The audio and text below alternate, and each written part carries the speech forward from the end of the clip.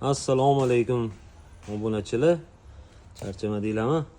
Sizlarga bir kun oldin mana shu Lamborghini modelidan havola qilgan edik.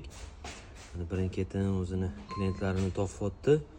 Bu 2.990.000 ga litsenzionni ham monitorli 4 ta motorli, 4 ta baloni ham yumshoq bo'ladigan model. Juda ham ishlatishga qulay. Buni zo'r bitta xislati to'g'risida gapirmoqchi edim. Mana sidenasi 10 son yechiladi. Ya'ni bitta zasholkani bosib turilsa, tegi ochiladi. Va bunisini ochilsa, akkumulyatorga do'qib ochiladi. Akkumulyator shtekeridan bitta uziladi. Bu domda turadiganlar uchun juda nihoyatda qulay narsa.